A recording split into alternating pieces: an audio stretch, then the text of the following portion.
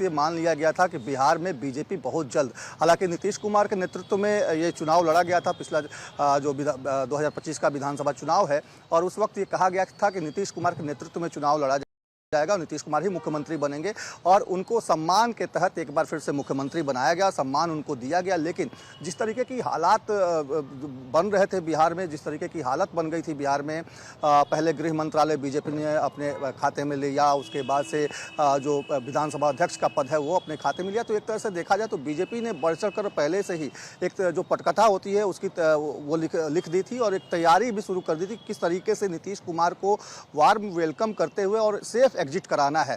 तो एक तरह से कहा जाए तो उनको उसी तरीके से राज्यसभा भेजने की जो कवायद थी, इसके पीछे जो बातें आ रही हैं उसमें एक बात सामने आ रही है कि अमित शाह भी कुछ दिनों पहले जब किशनगंज, अररिया और पूर्णिया के दौरे पर आए थे, उस वक्त उन्होंने दीपक कुमार जो कि नीतीश कुमार के सलाहकार हैं उनको बुलाया था और उनसे 2 घंटे तक वहाँ किशनगंज में अमित शाह की मुलाकात हुई थी। और उसी वक्त ये मान लिया गया था कि अब नीतीश कुमार का सेफ एग्जिट प्लान तय हो चुका है, बन चुका है, उसको बस अमली जामा पहनाने का समय का इंतजार किया जा रहा था। और आज वो समय आ गया जब राज्यसभा चुनाव के लिए नॉमिनेशन का आखिरी दिन था, तो इस दिन को चुना गया और नीतीश कुमार ने जिस तरीके से जो उनका बॉडी लैंग्वेज था उससे ये साफ स्पष्ट हो गया कि नीतीश कुमार को पहले से पता था कि उनको इस तरीके से राज्यसभा भेजा जाएगा और ये तमाम चीज़ें जो थी उनको कहीं ना कहीं लूप में लेकर ही की गई ताकि नीतीश कुमार की तरफ से कोई नाराजगी ना हो। हालांकि कार्यकर्ताओं में नाराजगी जरूर देखने को मिली क्योंकि कार्यकर्ता ये मानते हैं कि नीतीश कुमार के जैसा दूसरा कोई सीएम नहीं हो सकता, एनडीए में उनके कद के बराबर कोई दूसरा नेता नहीं है, ऐसा पार्टी कार्यकर्ताओं समर्थकों का मानना है। निश्चित तौर पे उनको एक दुख था, उनको एक उनके अंदर एक गुस्सा था, उनको लगता था कि पार्टी के जो बड़े नेता हैं उन लोगों ने ये प्लान किया है और नीतीश कुमार को बिहार से बाहर करवाने के लिए उन लोगों ने एक रणनीति बनाई है, एक साजिश की है। लेकिन जब नीतीश कुमार का एक्सपर्ट पोस्ट आया उससे साफ चीज़ें स्पष्ट हो गई, दूध का दूध पानी का पानी हो गया कि नीतीश कुमार पहले से ही मन बना चुके थे और उनको विश्वास में लेकर ही ये तमाम चीज़ें जो है वो की गई हैं। पूर्णिमा,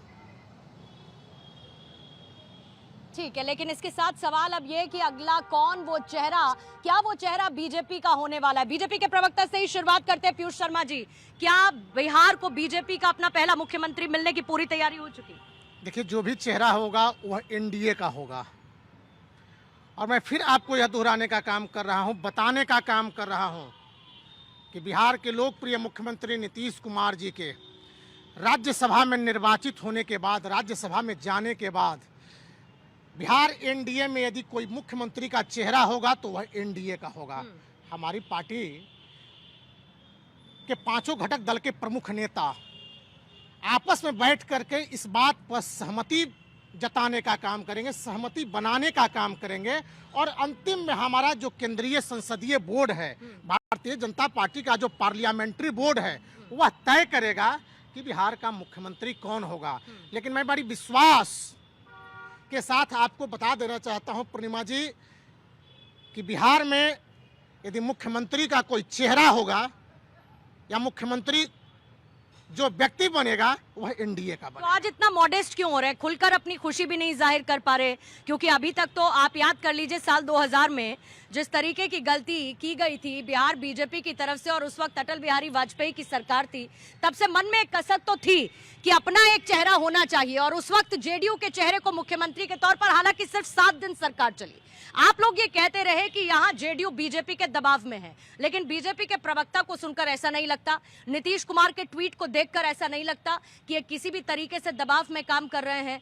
एक सम्मानजनक एग्जिट कह लीजिए या अब नई पीढ़ी के चेहरे को मौका देना कह लीजिए, इससे आरजेडी को इतनी समस्या क्यों हो रही है? देखिए, पिछले 1.5 दशक से अगर बिहार की राजनीति में देखेंगे तो बीजेपी का जो पैनी नज़र है वो अपने मुख्यमंत्री संघ का एजेंडा और तमाम चीज़ को लागू करने का मामला, जिसके कारण आप देखेंगे कि जीतन राम मांझी जी को मुख्यमंत्री बनाया गया और मुख्यमंत्री को किस तरह से हाईजैक किए, मैं नहीं, नीतीश कुमार जी ने भी यह बात कहा है। और उसके बाद 2014 में नीतीश कुमार जी अकेले चुनाव लड़के देख लिए कि बिहार में उनकी क्या स्वीकार्यता है, उनको 2 सीट मिली और 24 सीट पे उनकी जमानत जब्त हो गई। 15 में वो महागठबंधन के साथ आए और अपने आप को फिर सरकार में गए महागठबंधन के साथ में। 17 में भी चले गए। राष्ट्रीय अध्यक्ष जिन्होंने जनता दल यू को बनाया था, समता पार्टी लेकर नीतीश कुमार जी आए थे, वो शरद जी का भी बात नहीं माने और शरद जी को किस तरह से दरकिनार कर दिया गया। भाजपा के मन में ये कसक हमेशा 1.5 दशक से लगी रही कि हम संघ का एजेंडा और बिहार में अपनी सरकार बनाए। आरजेडी की कसक बताइए ना। नहीं, 25 सीट पर सिमट गए, आपको अपनी कसक नहीं दिखाई देती है, आपको बीजेपी की कसक की ज्यादा चिंता है?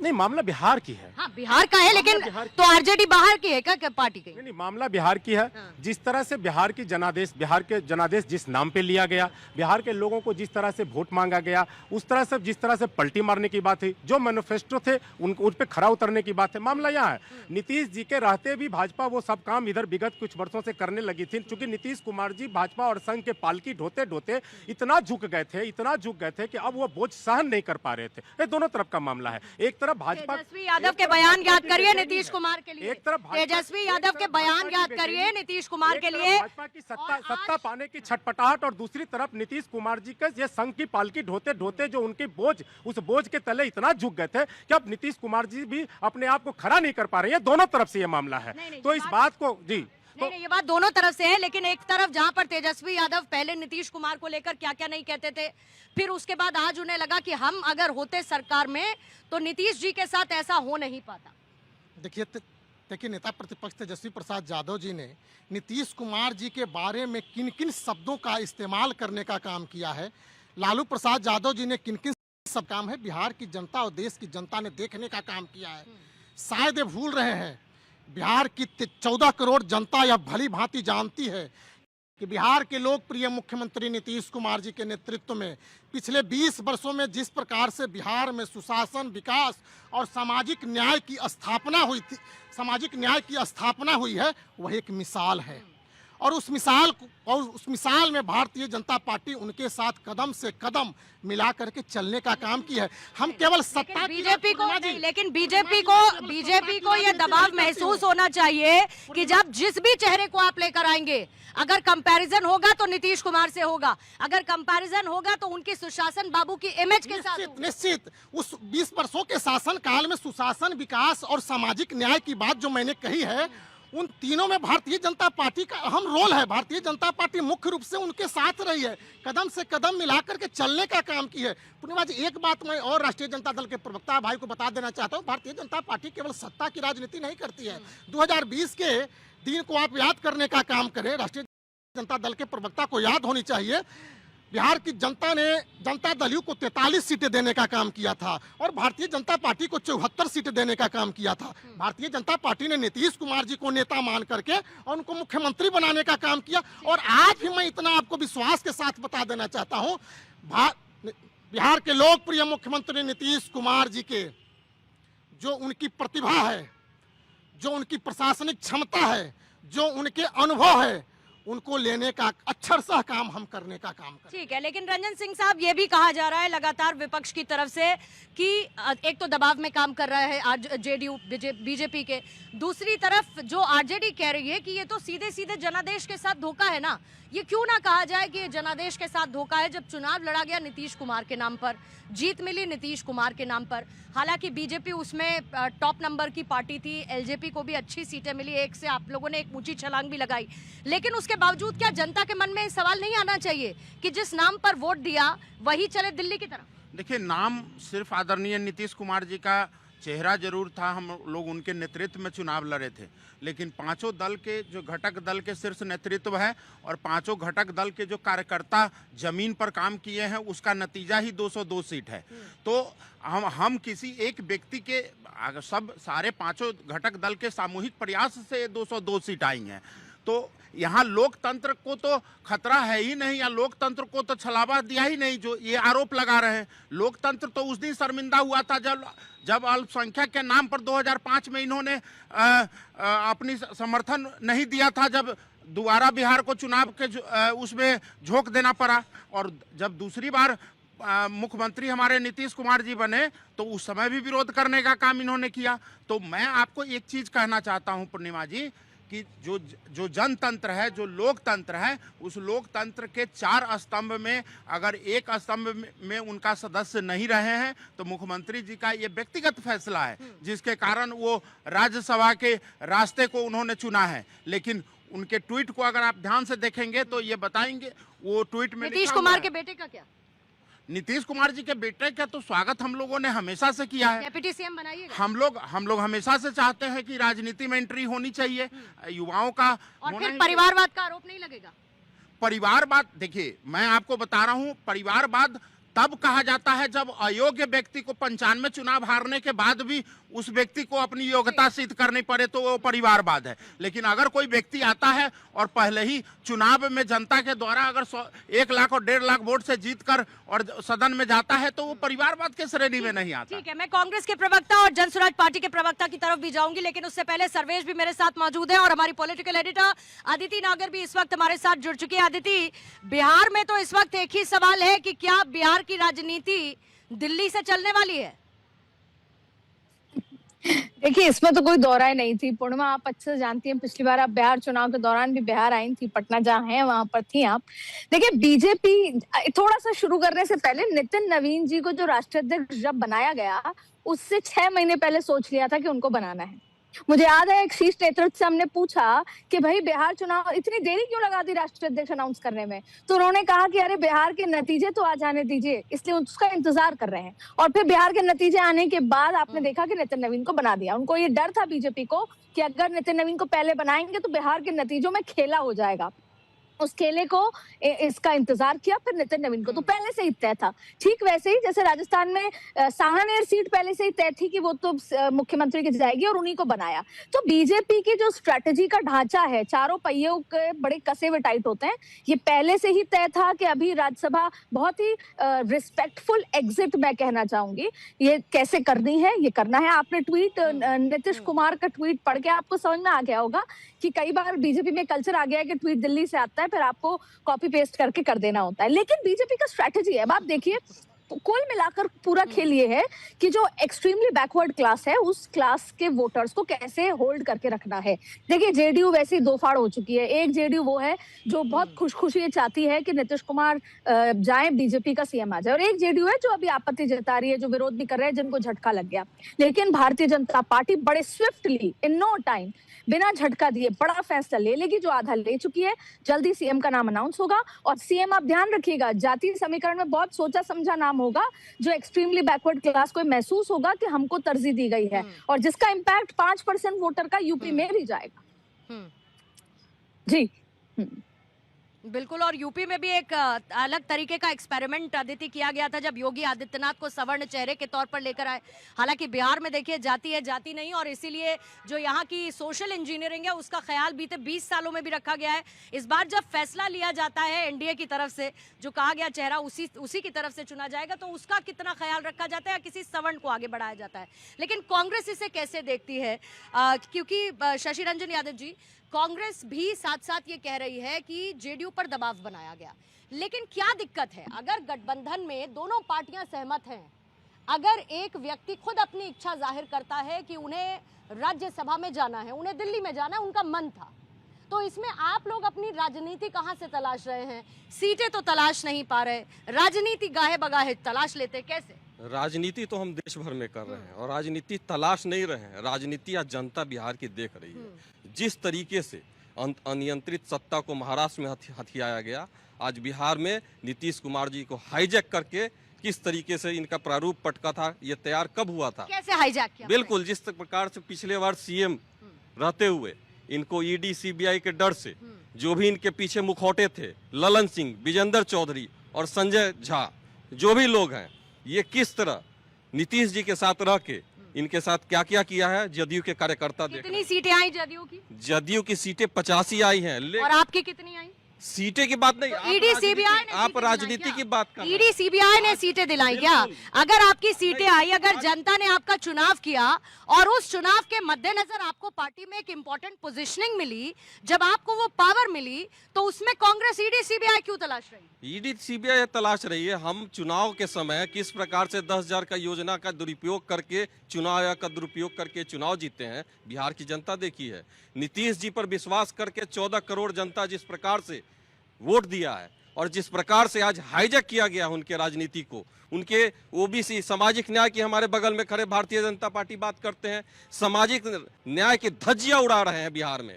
आज नीतीश जी जब मुख्यमंत्री अगर स्वस्थ हैं हर तरीके, तो उनको राज्यसभा क्यों भेजा जा रहा है? अभी आपको अचानक से स्वस्थ लगने लगे?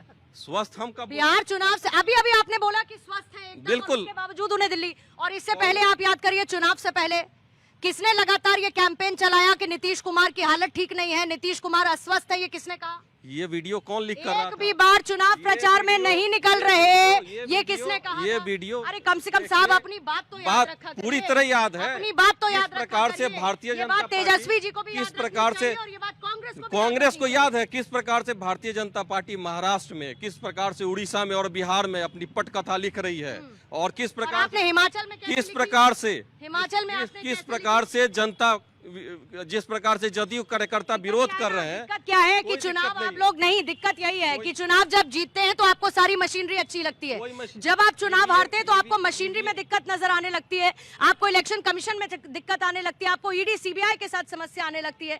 लेकिन अभिषेक जी, जन स्वराज पार्टी आई थी बहुत सारे वादों के साथ और उसके बाद हमने देखा कि चुनावों में क्या हाल हुआ।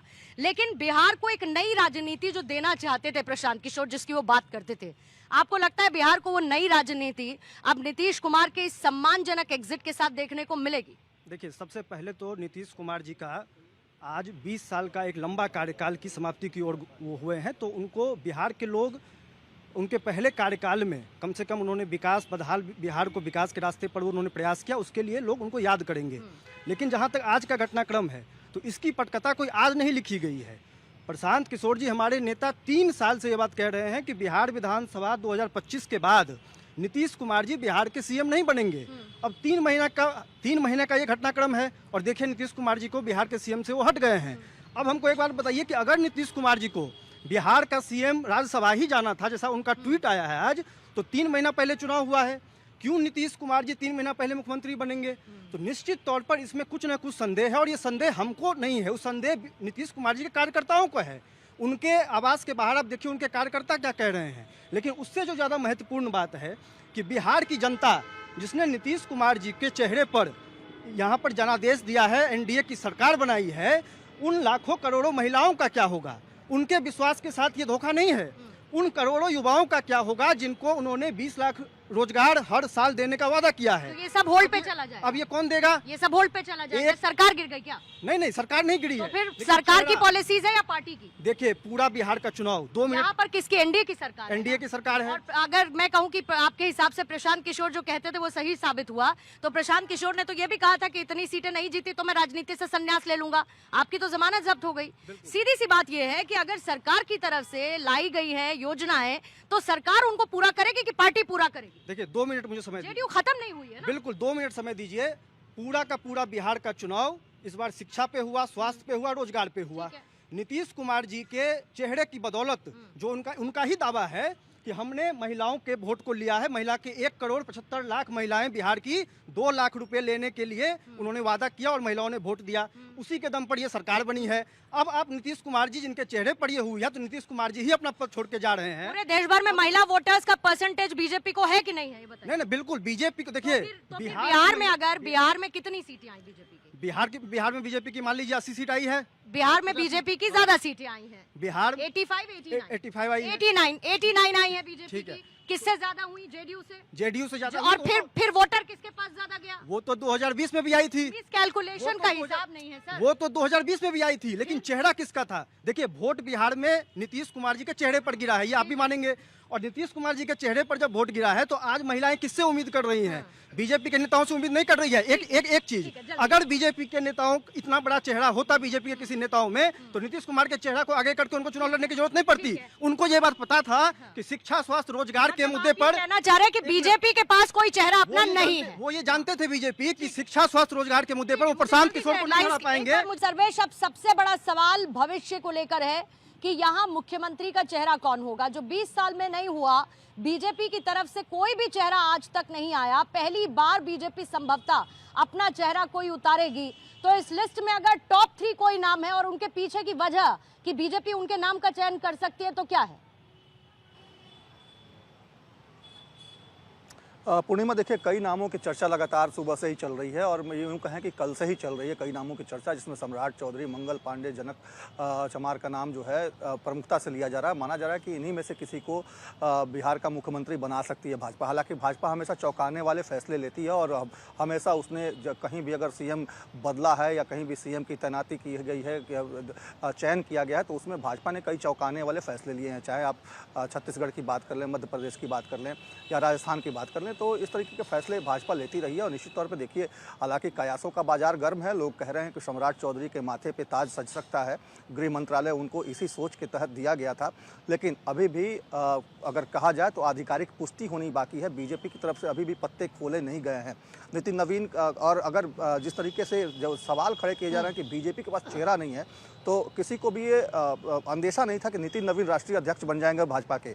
उस वक्त भी ये माना जा रहा था कि उस कद का कोई चेहरा बीजेपी के पास, चाहे वो अमित शाह के बराबर या फिर जेपी नड्डा या राजनाथ सिंह के बराबर का कद नितिन नवीन का नहीं था। लेकिन उसके बावजूद नितिन नवीन के ऊपर जवाबदेही दी गई और नितिन नवीन उस जवाबदेही को बखूबी निभा भी रहे हैं। तो एक तरह से कहा जाए तो जो भी व्यक्ति होगा, और बिहार में नेताओं की कमी नहीं है भाजपा के पास लंबी फहरिस्त है बड़े नेताओं की, चाहे गिरिराज सिंह की बात कर लें, नित्यानंद राय की बात कर लें, नए चेहरे पर दांव लगा सकती है सर्वेश पार्टी। जी बिल्कुल, देखिए पार्टी कोई भी निर्णय ले सकती है, चौंकाने वाले फैसले ले सकती है। और जनक राम की अगर बात करें तो उनके नाम की भी चर्चा चल रही है। मंगल पांडे के ऊपर भी बहुत बड़ी जवाबदेही दी गई है। मंगल पांडे अभी फिलहाल बंगाल चुनाव में प्रभारी बने हुए हैं, और जहां भी उनको प्रभारी बनाकर भेजा गया है वहां पे बीजेपी ने जीत हासिल की है। तो मंगल पांडे को भी इनाम मिल सकता है। हालांकि मंगल पांडे सवर्ण जाति से आते हैं, तो वैसे में उनका जो उनके नाम की चर्चा थोड़ी कम है। लेकिन सम्राट चौधरी के बारे में प्रमुखता से चर्चा हो रही है कि सम्राट चौधरी को, क्योंकि नीतीश कुमार भी सम्राट चौधरी को मानते हैं, तो ऐसी परिस्थिति में सम्राट चौधरी बिहार के अगले मुख्यमंत्री हो सकते हैं। हालांकि अभी इस पे संशय बरकरार है और देखने वाली बात होगी कि बीजेपी क्या निर्णय लेती है। पूर्णिमा। ठीक है, बिल्कुल। और दूसरा एक सवर्ण चेहरा विजय सिन्हा के तौर पर भी है, क्या उनको लेकर भी कोई एक चर्चा या कयासों का दौर जिस तरीके का चल रहा है, तो बीजेपी क्या एक बार फिर से कोई सरप्राइजिंग फैक्टर लाएगी? लेकिन इस सरप्राइजिंग फैक्टर के बीच में बार बार ये कहे जाना कि आप लोगों ने जानबूझकर जेडीयू को यहां पर कमजोर किया। अगर सब कुछ इतना अलाइंड है पीयूष जी, तो फिर जेडीयू कार्यकर्ताओं में आज पटना की सड़कों पर इतनी नाराजगी क्यों नजर आई? देखिए, जनता दल यू के कार्यकर्ता अपनी भावनाओं को प्रदर्शित करने का काम किए हैं। आपने देखा होगा, नीतीश कुमार जी के परिवार के सदस्य भी अपनी भावनाओं को प्रकट करने का काम किए, और यह सच्चाई है। बिहार की जनता हम भी इसे नकार नहीं सकते हैं। बिहार की 14 करोड़ जनता इसे नहीं नकार सकती है। भले राष्ट्रीय जनता दल कांग्रेस है जो आज नीतीश कुमार जी के स्वास्थ्य के प्रति इतने अपनी संवेदना दिखाने का काम कर रहे हैं। कल तक क्या कहते थे राष्ट्रीय जनता दल और कांग्रेस के इनके नेता तेजस्वी प्रसाद यादव कई बार मंच पर मीडिया के समक्ष कहने का काम किया है, थके हारे बीमार मुख्यमंत्री हैं। आज बिहार के लोकप्रिय मुख्यमंत्री नीतीश कुमार जी के प्रति इतनी सहानुभूति इनके नेताओं की या इनके प्रवक्ताओं की हो रही है, ये हम समझ नहीं पा रहे हैं। लेकिन इन्हें मालूम होना चाहिए, एनडीए गठबंधन में जितने भी घटक दल हैं वे चट्टान की तरह मजबूत हैं। और बिहार के लोकप्रिय मुख्यमंत्री नीतीश कुमार जी यदि राज्यसभा का आज नामांकन करने का काम किए हैं, राज्यसभा में अपने जाने की इच्छा प्रकट की है, राज्यसभा जा रहे हैं तो अपनी इच्छा के अनुसार जा रहे हैं। उन पर कोई दबाव दे करके राजनीति बिहार में या देश में कोई भी व्यक्ति ऐसा नहीं है जो नीतीश कुमार जी पर दबाव देने का काम कर सकता है। नीतीश कुमार जी अपनी इच्छा के साथ उन्होंने 20 वर्षों तक बिहार की सेवा करने का काम किया। और आप पूर्णिमा जी याद कीजिए, 3 साल पहले बिहार के मुख्यमंत्री नीतीश कुमार जी ने कहा था कि हम 3 सदनों के सदस्य रह चुके हैं। बिहार विधानसभा के सदस्य रह चुके हैं, बिहार विधान परिषद का सदस्य रह चुके हैं, लोकसभा का सांसद रह चुके हैं, भारत सरकार में मंत्री रह चुके हैं। अब हमारी इच्छा एक जो गरिमामय सदन है, उच्च सदन, वहां जाने की है। तो अपनी इच्छा से उन्होंने आज इसको पूरा करने का काम किया है। और दूसरी चीज ये जो राष्ट्रीय जनता दल और कांग्रेस के प्रवक्ता, देखिए हमारा गठबंधन नेचुरल गठबंधन है। यहाँ कोई लोभ और स्वार्थ की राजनीति नहीं चलती है। ये ठग और लोभी का गठबंधन नहीं है। इनका जो गठबंधन क्या है, एक ठग है, दूसरा लोभी है। एक ठग दूसरे लोभी को ठगने में लगा हुआ है और एक लोभी दूसरे ठग को ठगने में लगा है। याद कीजिए 2023 में 30 से अधिक दलों ने इनके साथ इंडी गठबंधन इस देश में बना था। क्या हुआ? 2024 के लोकसभा चुनाव आते आते इंडी गठबंधन कहां धराशायी हो गया? अलायंस तो अभी भी है, और ठीक है, लेकिन अलग अलग राज्यों में ठीक है, सबको जैसा सूट करता है। जो मेरा पूर्णिमा जी एक सेकंड, जो मेरा गठबंधन है आज पूरे देश में आप देखने का काम करें, जो लोग भी एनडीए के साथ थे वो आज हैं। यही एनडीए की सूचिता है, यही एनडीए की सूचिता है। इसीलिए नीतीश कुमार जी को इस बार आश्वासन देना पड़ा कि इधर उधर नहीं जाएंगे, यहीं पर रहेंगे, इसीलिए उन्हें आश्वासन देना पड़ा था। लेकिन ये अभी जब आते ही मैंने आपसे पूछा वल्लभ साहब कि आज खुश तो बहुत हो गए, और खुश होने की वजह इसलिए भी है कि नीतीश कुमार तो चलिए ठीक है अब जा रहे हैं दिल्ली, बीजेपी अपना कोई चेहरा उतारेगी तो उस पर राजनीति करने का, खुलकर खेलने का मौका मिलेगा। अगर निशांत कुमार नीतीश जी के बेटे को लॉन्च कर दिया जाता है तो परिवारवाद के नाम पर घेरने का मौका मिलेगा। तो पॉलिटिकल अपॉर्चुनिज्म तो आरजेडी अपने लिए इस बीच में देख ही रही है ना। देखिए, राष्ट्रीय जनता दल, कांग्रेस, भाजपा और लोजपा तमाम लोगों की बात से ज़्यादा महत्वपूर्ण है कि बिहार की बात हो। मैं आपसे पूछना चाहता हूं, अभी बहुत बढ़िया मैं धन्यवाद देना चाहता हूं पीयूष भाऊ को कि उन्होंने हमें याद दिलाया कि 2015 में नीतीश जी की क्या औकात थी, औकात दिखा रहे थे नीतीश कुमार जी की। लेकिन उनको मालूम होना चाहिए और पूरे बिहार के लोग जानते हैं कि किस तरह से लोजपा को आगे करके नीतीश कुमार जी को रोका गया था। या नीतीश कुमार जी बोले, मैं नहीं बोलूँगा, अगर मैं बोलूँ तो फिर छोड़ दीजिए, ये नीतीश कुमार जी के अनुसार है। तो उस समय भी नीतीश कुमार जी को निपटाने और फिनिश करने का जो 2030 का बोलते हैं 20 से 30, 25 से 30, नीतीश को फिनिश करने का उस समय भी इन लोगों का मनसा था। अभी लोजपा के साथी कह रहे थे कि माइनॉरिटी के चेहरे के नाम पर 2005 में रामविलास जी अलग हुए थे। ये दोनों चीज याद रखना चाहिए इनको। तीसरा सवाल जो बहुत महत्वपूर्ण है, किसी पार्टी, दल और व्यक्ति से भी ऊपर है, वो बिहार के लोगों का है। मैं पूछता हूं आपसे कि 2015 में मैनिफेस्टो महागठबंधन का भी आया था और एनडीए ने भी अपना मैनिफेस्टो जारी किया था। लेकिन जिस तरह से पलटी मारे, अब पलटी मारने के बाद कौन सा मैनिफेस्टो काम किए, किस मैनिफेस्टो पे सरकार काम की, ये महत्वपूर्ण सवाल है। दूसरी बार जब फिर 20 में सरकार बनी, उस समय भी पलटी मारा गया और उस समय फिर किस मैनिफेस्टो के तहत सरकार काम की।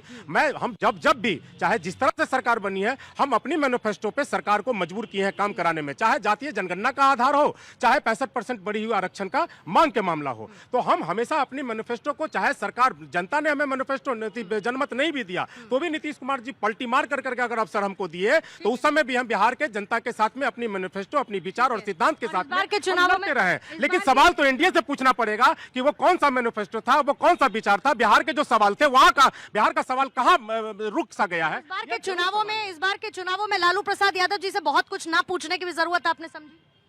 ऐसा नहीं है। सिंबल बांटे गए, रातों रात वापस ले लिए गए, फिर अगले दिन मैं बिहार के जो आप कहना चाह रही हैं, मैं खुल के उस पर बहस और विमर्श करने को तैयार हूं। मैं किसी सवाल से भागने वाला नहीं हूं। ना हमारे नेता भागते हैं, ना हमारे प्रवक्ता, ना हमारे कार्यकर्ता भागते हैं। अगर आप जाएंगे पूरे बिहार और देश में, अगर कोई पार्टी है जो अपने स्टैंड पे खड़ी रहती है तो वो राष्ट्रीय जनता दल है और हमारे नेता है। मैं उस सवाल का जवाब दे देना चाहता हूं। जितने भी टिकट वितरण हुए हैं, उस वितरण में देख लीजिएगा कि जितने लालू जी पहले से जिन लोगों को टिकट दिए हैं, जो उनके ज्यादा करीबी रहे हैं, उन लोगों को टिकट मिला है। इसमें ये कहना कि तेजस्वी जी और अन्य जो आजकल माहौल, मतलब आप ये कह रहे हैं डिजर्विंग कैंडिडेट्स को नहीं, लालू जी के जो करीबी रहे उनको मिले हैं।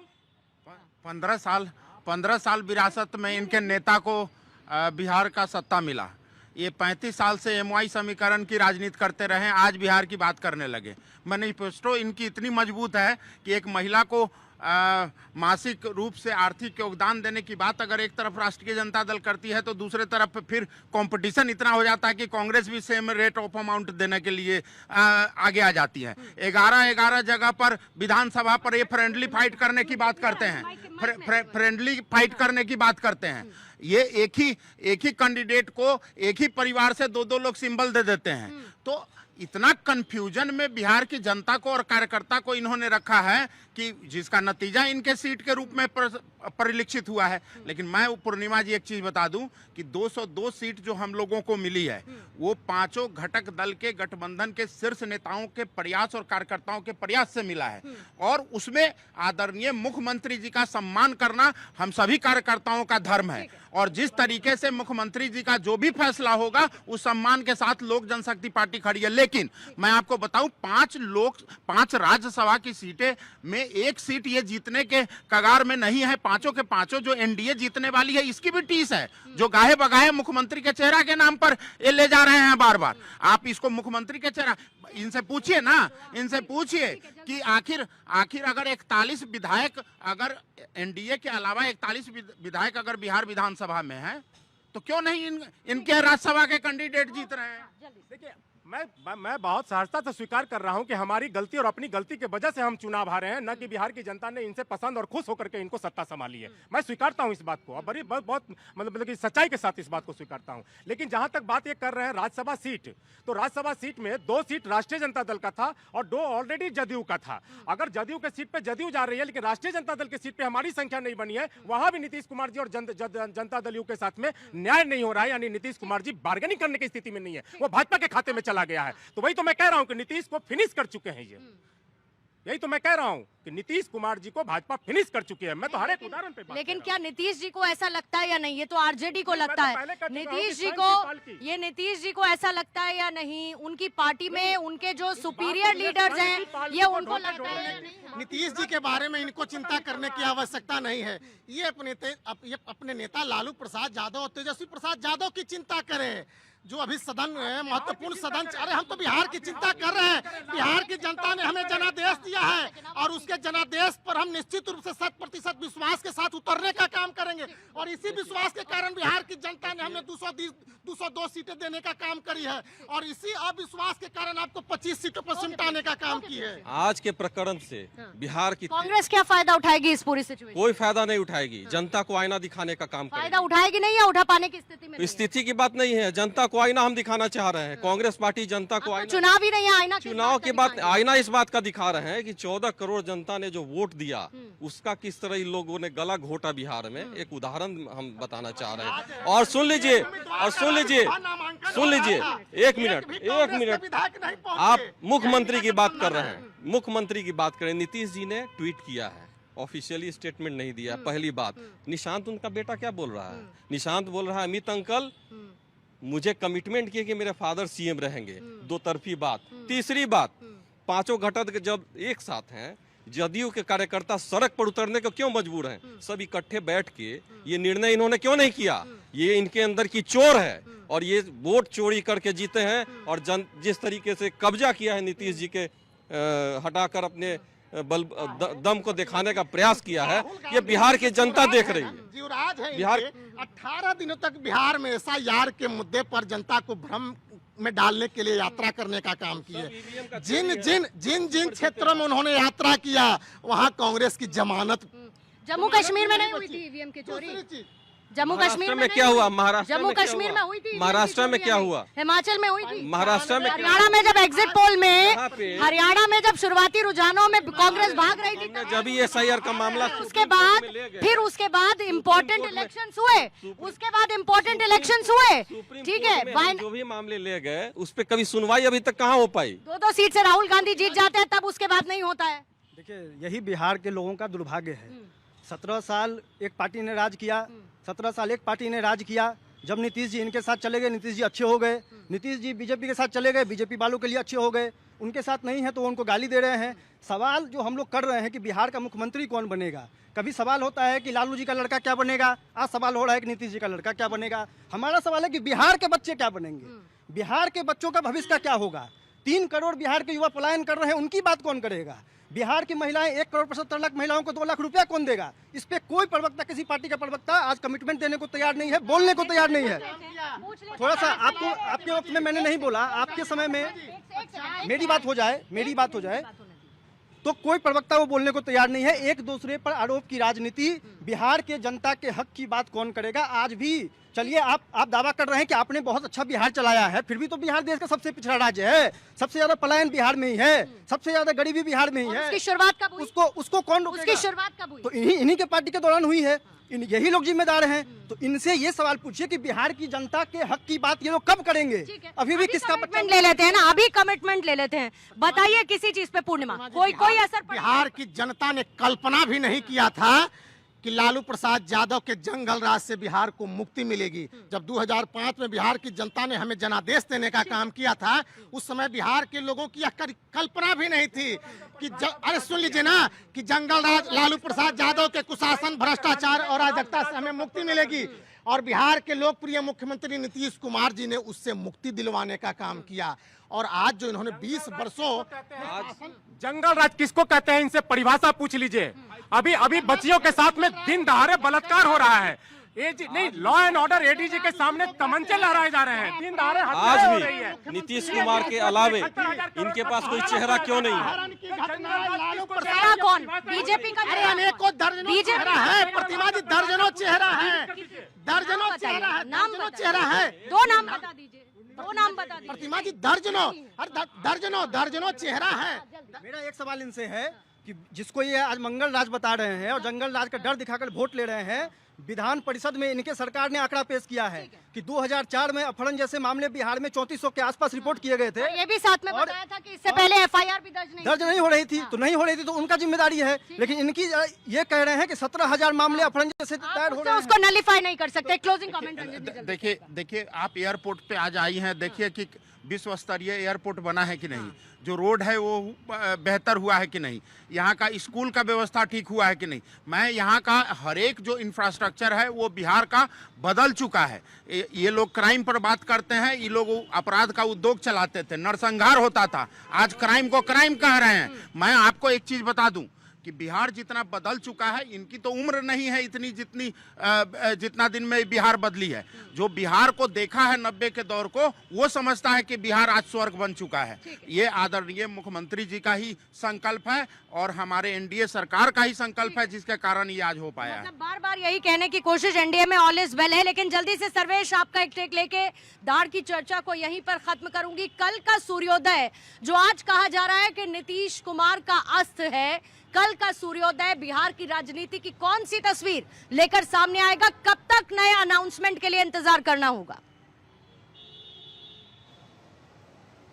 देखिए पूर्णिमा, अभी 9 अप्रैल तक जो राज्यसभा के जो सांसद हैं, जो जिनके 5 सीटों पे जो सीटें खाली हो रही हैं, 9 अप्रैल तक उनका कार्यकाल है। 10 अप्रैल को नए सांसदों का कार्यकाल शुरू होगा। 16 मार्च को चुनाव भी है राज्यसभा का और उसी दिन काउंटिंग भी है। तो एक तरह से कहा जाए तो अभी नीतीश कुमार के इस्तीफा देने की संभावना बेहद कम है। हालांकि निशांत कुमार को भी तब तक तैयार कराने की बात हो रही है और नीतीश कुमार ने 2-3 शर्तें रखी हैं अमित शाह के सामने। एक तो कि गृह मंत्रालय जेडीयू के पास रहेगा, सूत्रों के हवाले से जो खबरें आई हैं उसके बारे में मैं बताना चाहता हूं।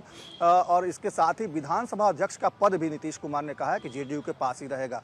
निशांत कुमार को मनाने की कोशिश लगातार चल रही थी। ललन सिंह सुबह से सीएम आवास पर डटे हुए थे और वहां से वो लेकर जेडीयू ऑफिस आने वाले थे, लेकिन जेडीयू कार्यालय में जब हंगामा होना शुरू हुआ तो इस कार्यक्रम को टाल दिया गया। और जब नीतीश कुमार का जब एक्स पर पोस्ट आ गया, उसके बाद जो हंगामा कर रहे थे लोग, वो लोग भी शांत हो गए। और नीतीश कुमार जब अपने आवास से नॉमिनेशन करने के लिए विधानसभा जा रहे थे, उसी वक्त वो तमाम समर्थक जो नारेबाजी कर रहे थे, धरना दे रहे थे, वही पीछे पीछे उनके हो लिए। तो एक तरह से विवाद जो था वो एक तरह से उसको खत्म कर दिया नीतीश कुमार ने अपने एक्स पोस्ट के जरिए। तो अब विवाद कुछ नहीं है। कल का सूर्योदय निशांत कुमार की भूमिका तय करेगा और इसके साथ ही आगे की रणनीतियां तय होंगी कि आखिर जो मुख्यमंत्री बनना है वो उस चेहरे को लेकर बातचीत होगी। क्योंकि अमित शाह ने आज एक बड़ी बैठक भी बुलाई थी और एक बैठक की है उन्होंने, और दोपहर में जब वो यहाँ से जाने से पहले और तमाम बीजेपी के बड़े नेताओं के साथ उनकी बैठक हुई, सीएम नीतीश कुमार के साथ उनकी बैठक हुई। तो इसमें एक तरह से कहा जाए तो आपसी सामंजस्य तक लगभग बना लिया गया है और नाम की घोषणा होनी बाकी है। चयन लगभग माना जा रहा है कि फाइनल हो गया है कि मुख्यमंत्री कौन होगा और डिप्टी सीएम कौन लोग बनेंगे। पूर्णिमा, ठीक है, बिल्कुल संभावित चेहरा या कोई न्यू एंट्री, एक नया चेहरा, एक सरप्राइजिंग फैक्टर बीजेपी